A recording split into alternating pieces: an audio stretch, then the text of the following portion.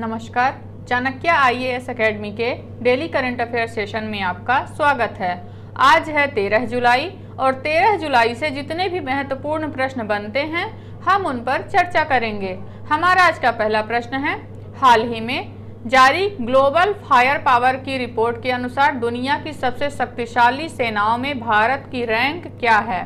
पहली, दूसरी, तीसरी या फिर चौथी? तो अभी हाल ही में जारी रिपोर्ट के अनुसार भारत की सैन्य पावर में सूची में भारत की रैंक चौथी है। दुनिया के देशों की रक्षा संबंधी जानकारी रखने वाली data website global fire power के 2023 की लेटेस्ट रैंकिंग के अनुसार भारत दुनिया का चौथा सबसे शक्तिशाली सेना वाला देश है। इस सूची में अमेरिका शीर्ष पर है।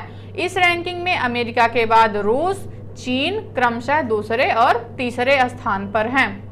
हमारा आज का अगला प्रश्न देखेंगे, हाल ही में पोर्ट ब्लेयर में नौसेना वायु स्टेशन INS उत्कर्ष में LRMR हैंगर एंड डिस्पर्सल का उद्घाटन किसने किया है? General Vipin Malhotra, general Anil Chauhan, general Manoj Sisodia या इनमें से कोई नहीं? तो अभी हाल ही में जनरल अनिल चौहान ने उद्घाटन किया है। Chief of defence staff general Anil Chauhan ने पोर्ट ब्लेयर में नौसेना वायु स्टेशन INS उत्कर्ष में LRMR हैंगर एंड डिस्पर्सल का उद्घाटन किया है। यह 6000 वर्ग मीटर के क्षेत्र को कवर करने वाली नई अतिरिक्त हैंगर सुविधा ड्रोनियर और उन्नत हल्के हेलीकॉप्टरों के साथ P-8I विमानों के संयोजन को समायोजित करने में सक्षम है। जनरल अनिल चौहान ने पोर्ट ब्लेयर में नौसेना जहाज मरम्मत यार्ड में IIT चेन्नई के परामर्श से विकसित वेट बेसिन और रैपिड जेटी का भी उद्घाटन किया है। भारत के नौसेना स्टाफ के रूप में चीफ जस्टिस हैं एडमिरल R हरि कुमार और चीफ ऑफ डिफेंस स्टाफ हैं जनरल अनिल चौहान। तो हमारा आज का अगला प्रश्न देखेंगे, हाल ही में आयोजित हुई GST काउंसिल की 50वीं बैठक में ऑनलाइन गेमिंग पर कितने प्रतिशत GST निर्धारित की गई है?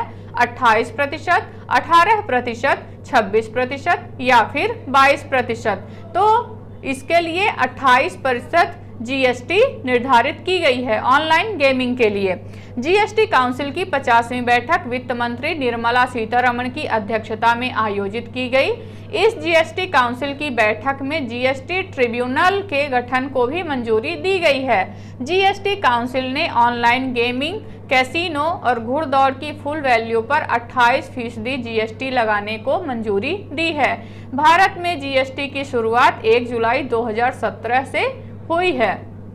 हमारा आज का अगला प्रश्न देखेंगे, हाल ही में खबरों में रहे ग्लोबल साउथ शब्द की उत्पत्ति कब हुई? 1965, 1975, 1969 या 1972?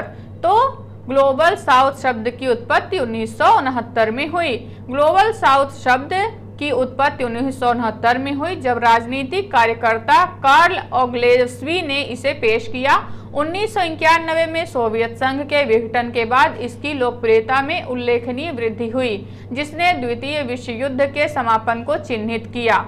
यूक्रेन के बाद ग्लोबल साउथ शब्द की मान्यता बढ़ गई है क्योंकि अफ्रीका, एशिया और लैटिन अमेरिका के कई प्रभावशाली देशों ने खुद को नाटो के साथ जोड़ने में झिझक दिखाई है।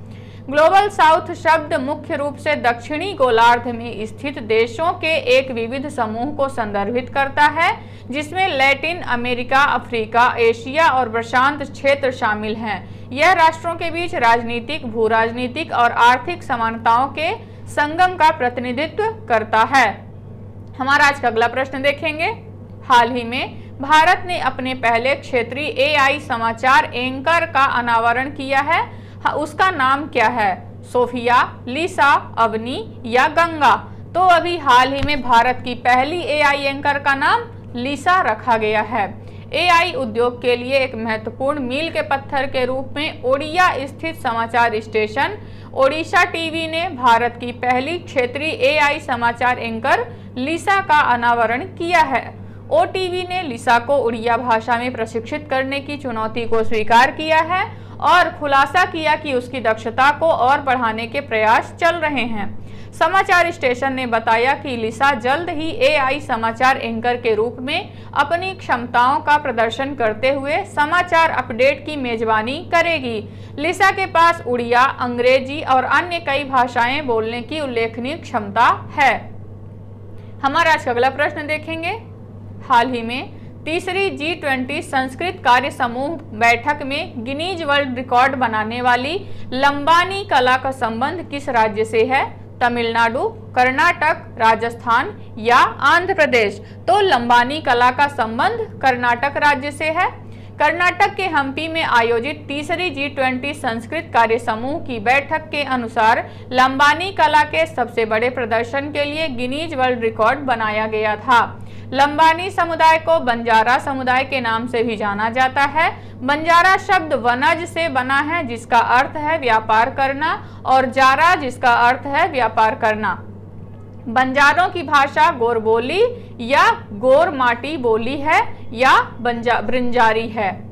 हमारा आज का अगला प्रश्न देखेंगे।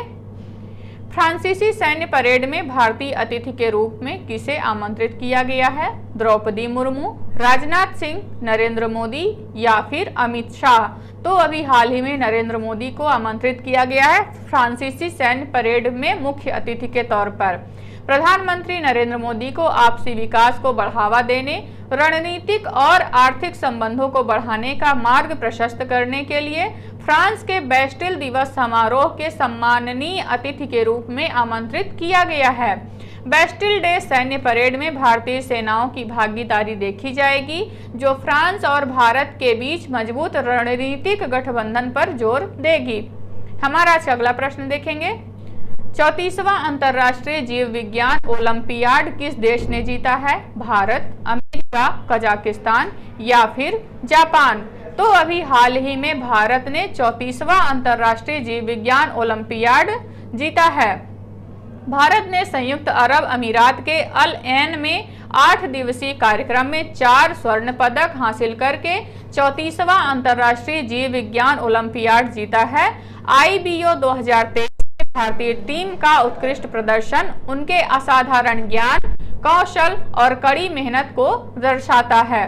कुल 4 स्वर्ण पदकों के साथ भारत सफलता के शिखर पर खड़ा था। यह शानदार जीत पहली बार है कि भारत ने IBO में स्वर्णिम प्रदर्शन हासिल किया है। अंतर्राष्ट्रीय जीव विज्ञान ओलंपियाड 2024 की मेजबानी कजाकिस्तान करेगा। हमारा आज का अगला प्रश्न देखेंगे। हाल ही में कॉमनवेल्थ वेट लिफ्टिंग चैंपियनशिप की 40 किलोग्राम कैटेगरी में किसने गोल्ड मेडल जीता है? ज्योत्सना सबर, ज्ञानेश्वरी, कोमल कोहर या फिर अंशिता शूली? तो अभी हाल ही में वेट लिफ्टिंग चैंपियनशिप में ज्योत्सना सबर ने गोल्ड मेडल जीता है। ग्रेटर नोएडा की गौतम बुद्ध यूनिवर्सिटी में शुरू हुई कॉमनवेल्थ वेट लिफ्टिंग चैंपियनशिप में भारत ने अब तक 3 स्वर्ण पदक जीते हैं। एथलीट्स ज्योत्सना सबर ने 40 किलोग्राम यूथ वर्ग में, अस्मिता ने 45 किलोग्राम यूथ और जूनियर वर्ग में और कोमल कोहर ने 45 किलोग्राम सीनियर वर्ग में स्वर्ण पदक जीता है। इस 5 दिवसीय टूर्नामेंट में 52 भारतीयों सहित 253 वेटलिफ्टर सीनियर, जूनियर और युवा कैटेगरी में भाग ले रहे हैं।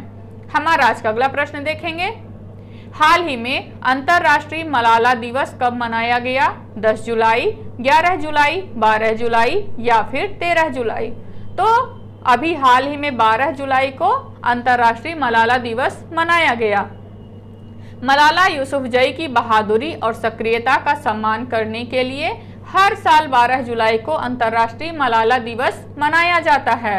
वर्ष 2013 में संयुक्त राष्ट्र UN ने महिला शिक्षा की वकालत करने वाली युवा महिला को सम्मानित करने के लिए 12 जुलाई को मलाला दिवस के रूप में नामित किया था। वर्ष 2012 में पाकिस्तान में महिला शिक्षा पर तालिबान के प्रतिबंधों का विरोध करने पर मलाला यूसुफजई को गोली मार दी गई थी। वर्ष 2015 में मलाला यूसुफजई के सम्मान में एक क्षुद्र ग्रह का नाम 316-201 मलाला रखा गया था। तो ये रहे आज के हमारे कुछ महत्वपूर्ण प्रश्न। आशा करते हैं चाणक्य IAS अकेडमी द्वारा चलाया जा रहा करंट अफेयर सेशन आपको पसंद आ रहा होगा। हमारे ऐसे और भी कंटेंट से जुड़ने के लिए चैनल को सब्सक्राइब करें और बेल आइकन दबाना ना भूलें। धन्यवाद। हैं।